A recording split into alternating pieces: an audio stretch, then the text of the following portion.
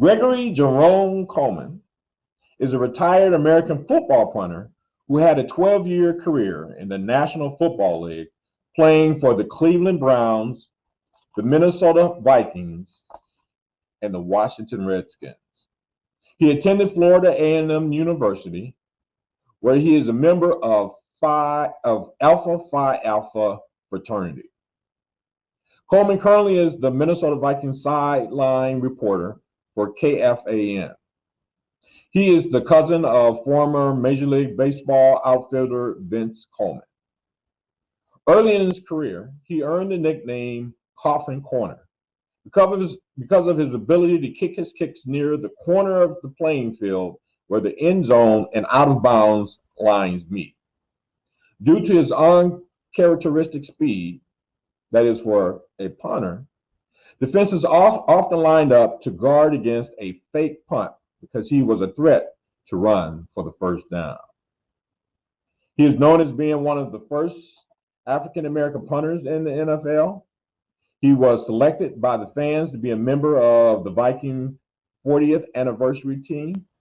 He is a member of the Florida A&M Football Hall of Fame and is also a member of the State of Florida Track and Field Hall of Fame. Greg is going to come and talk to us today about the power of words. Please join me in welcoming our speaker, Greg Coleman. Thank you, Mark.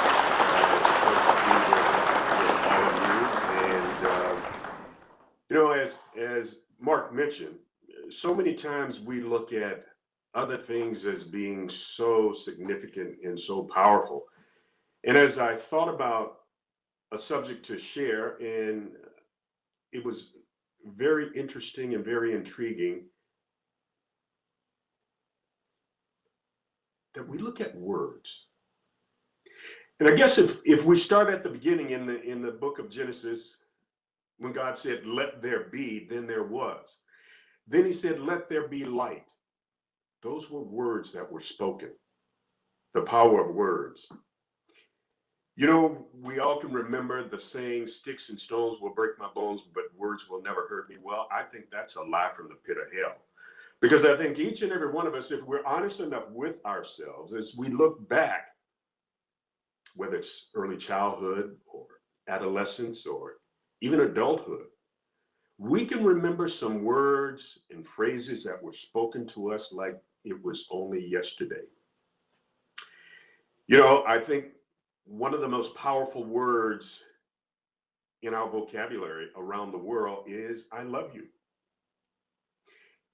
And the things that we do, that we yearn to hear those words, "I love you," and what they mean. I know sometimes, if the right person tells you those words, you'll walk through hell with gasoline draws on, because there's nothing that you wouldn't do to hear those words again and again and again. "I love you." You know, I want to take you on a little journey where sports was huge in my neighborhood down in Jacksonville, Florida, where I grew up. And I can remember as a little shorty kicking pop cans over the fences, and then hearing the comments from the older guys and some of the older people in our neighborhood. "Man, how can you do that?" So those were words that started to feed my conscience, feed my ego. And when I was fortunate enough to get a football, and then I started kicking them over the electric wires. And those rendered more words of affirmation. Lord, and when I start kicking them over the houses, from the alleyway, kicking them over and over and over, there are some words that were expressed by some of the guys and people in the neighborhood that I cannot repeat on this public forum. You can imagine what I'm saying. But those were words of encouragement. And any time that you could feed and nurture the conscious with positivity, positive words, man, that's what I wanted to hear, and that's what I wanted to do.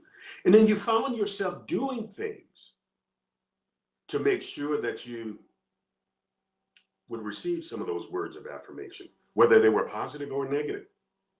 I remember Sports was huge in my neighborhood. And as I developed my skill of kicking in the reason that I looked at that particular position, I was watching a game between the Baltimore Colts and somebody else. They were playing at Old Memorial Stadium, and it was during the winter, and it was cold, rainy, muddy, and everybody was dirty, muddy, bloody, with the exception of the punter. And he walked out on the field with his clean white uniform, and there were 10 people in front of him, and they protected him. He kicked the ball, walked off the field in his clean white uniform, and at a very early age, I said, that's what I want to do, and that's what I wanted to be. Now, people would say, man, you're only a punter.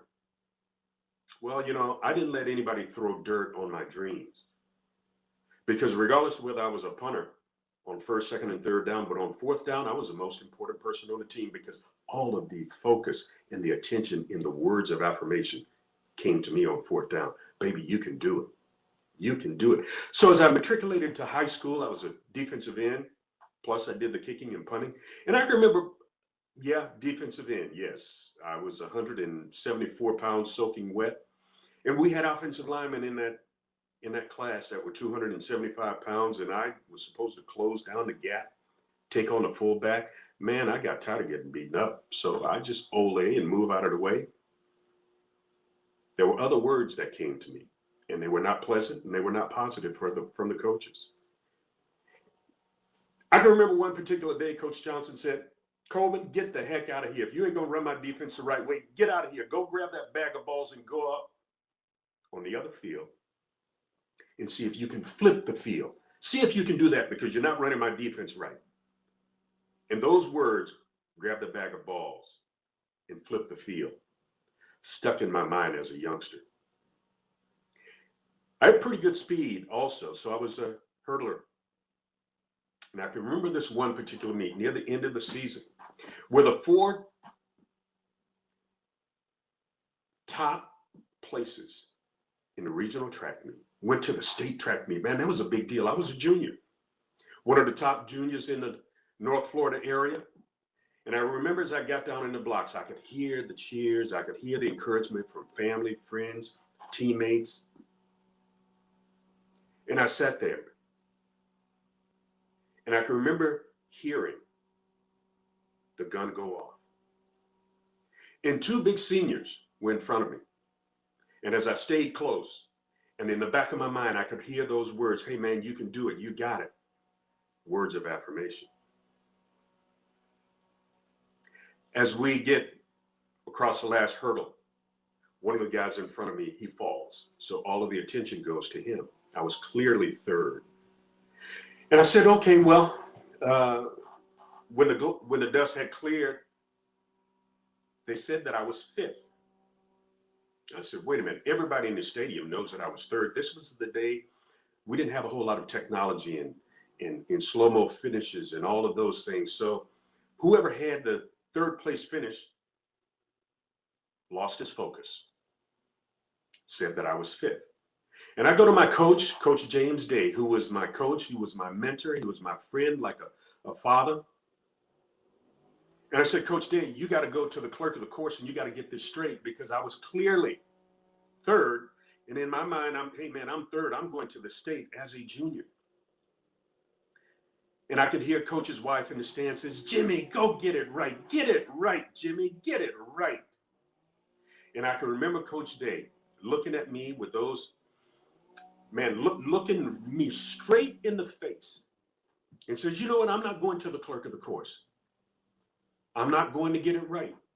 Because I said, Coach, why? What is going on? He said, you should have been 1st, and turned around and walked away. Now, I know that in this statement is not politically correct with all of the violence that's going on in our neighborhoods. But when he turned around and walked away from me, I said I should have shot him right then. I'd be out of jail by now. But this was a man who was my mentor. He was my coach. He was my friend. He was someone that I depended on. And to hear those words come out of his mouth, I'm not going to do anything. You should have been 1st. They cut me like a 6-inch switchblade. And I turned around and I walked away. As I wiped the tears from my eyes, I said, okay, Santa Claus, if that's how you want to play it. At Christmas time, I'm going to bring my own Christmas tree. I'm going to bring my own presence, and I'm going to have my own party. I'm not going to depend on anybody else to determine my fate. My senior year, I never lost a race because those words burned in the back of my mind. You should have been first. And for my entire senior year, regardless of whether it was practice, prelims, or finals, I never lost because of those words. Now, those words that came from Coach, they could have crushed me. And I could have rolled over in a fetal position, but I used it to fuel it to fire. And I went on and graduated to Florida A&M University, where I had a kicking coach. His name was Pop Kittles. And I can remember having a pretty good practice that day, and I'm hitting the ball right down the middle, boom, boom, boom. And Pop comes up to me and said, well, baby, why are you kicking it right to him? I said, well, heck, Pop, that's where he's standing. He said, well, baby, kick it where he ain't. I said, Pop, what do you mean kick it where he ain't? He said, baby, make him earn his dinner. Why are you doing all the work? Kick it to the right, kick it to the left. Thus created this name, Coffin Corner Coleman. You kick it to the corners where it's death, and you bury him. And he said, baby, if you kick it to the corner, they'll find a place for you at the next level. And all I can remember in my mind, they'll find a place for you at the next level, and the next level was the NFL. And those words that Pop Kittles recited to me at that practice that day, and I looked in his big brown eyes, and I was stupid enough to believe those words. And I took those words of affirmation. And when I got to the NFL to hear Howard Cosell on Monday Night Football, Coffin Corner Coleman puts it out of bounds again. And it was all because of those words from Pop Kittles. Another experience on this journey was my head coach, Rudy Hubbard, at Florida A&M. And I remember losing a game between our arch rival, Bethune-Cookman. We lost by 2 points. We were in field goal range, and Coach chose not to go for it. So after the game, we get back to campus on Monday. Before practice, I'm going to go have a come to Jesus meeting with Coach Hubbard. I'm going to tell his head a mess because I could have won the game. But before I could get it out of my mouth, Coach Hubbard said, Greg Coleman, sit down. Greg Coleman, you think that you're better than you really are.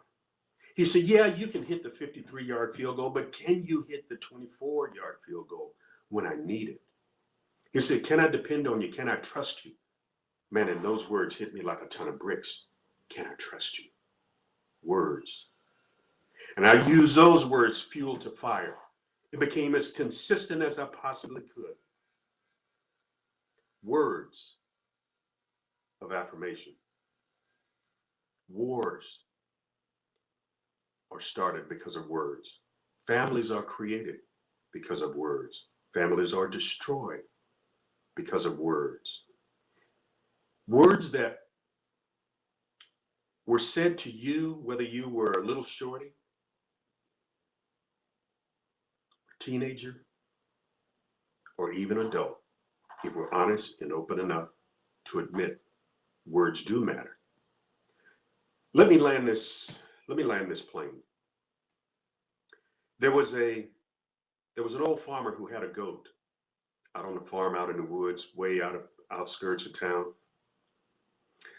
And it was getting near dark, and the goat the goat fell in the hole, and the old farmer said, man, it was an old dug well. He said, man, there's nothing I can do. I don't have enough strength to pull you out. But as the goat fell in the hole, he hit his head, so he was concussed. He couldn't hear. And as he looked up at the farmer, he says, man, I know the farmer, we've been at it for a long time, and I know he's going to get me out of this hole. But what the farmer was saying, you're so deep and I'm so old and fragile, I don't have enough strength to get you out. But the least I can do is give you a decent burial. Well, the goat was concussed and he couldn't hear, so he thought the farmer was saying, I'm going to get you out. We're going to make it. We can do this. But he was saying, baby, all I can do is give you a burial. So he grabbed the shovel and started throwing dirt in on the old goat. And in the beginning, it confused the goat because every time he threw dirt in on him, the goat would just kind of shake it off. He said, okay, that's what the farmer is going to do. He threw more dirt in, the farmer thinking that he's going to bury him. It was near dark. And the more dirt he threw on the old goat, the more he shook it off and stomped on the dirt. He threw more dirt in, shook it off, and stomped it under his feet. And before you know it, he shook off enough dirt, stomped it under his feet, and stepped out of that well. Because he believed the words that he thought the farmer was saying. So instead of burying him, he shook, he stomped, he stepped out, he shifted the entire atmosphere and walked out, and he and the farmer were united together, and they did some amazing things. I'll close with this.